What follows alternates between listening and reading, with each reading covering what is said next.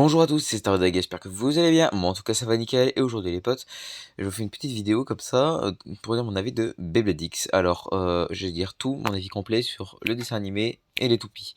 Alors c'est parti, on commence. Et bien sûr le dessin animé, je vous mets alors vous voyez pourquoi il y a Gulli et M6+, c'est les sources que je mettrai un petit peu de du coup pour que vous puissiez voir les épisodes en entier.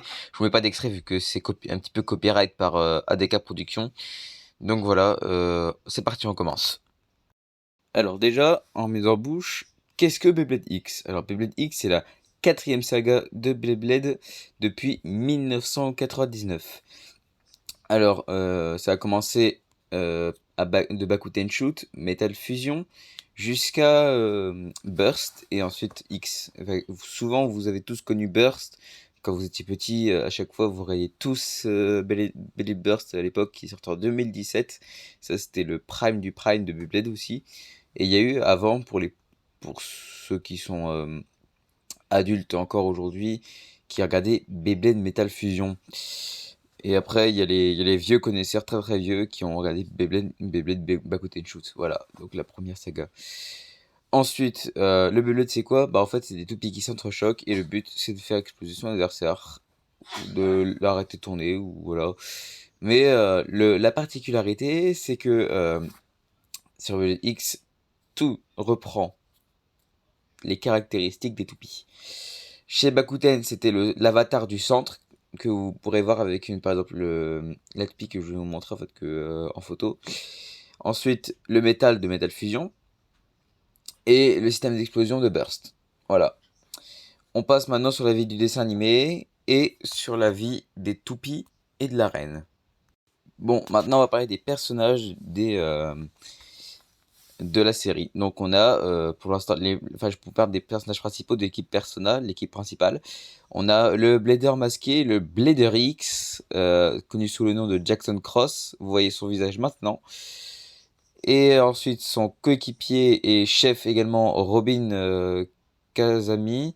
Et leur nouvelle recrue qui était avant de l'équipe Rainbow, Multi Nana Hero. Ensuite je vous montre leur toupie. Bon, elles ne sont pas méconnaissables, mais vous voyez, bon, la toupie bleue, c'est celle de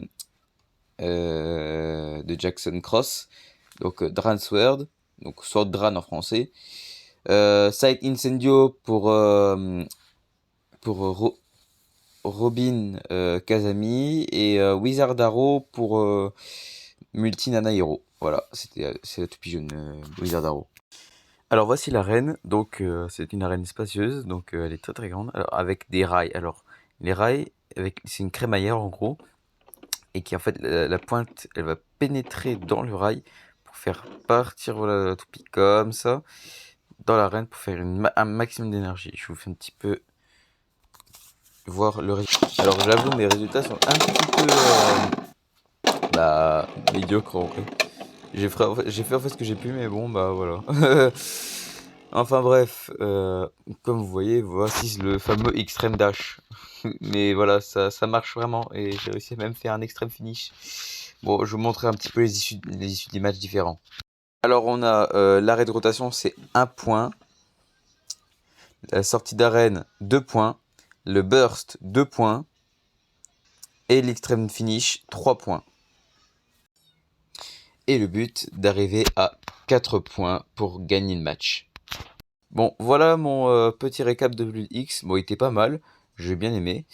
Voilà, donc j'espère que ça vous a plu. En tout cas, merci de m'avoir suivi. C'est Zestarodaiga. À plus pour de prochaines vidéos.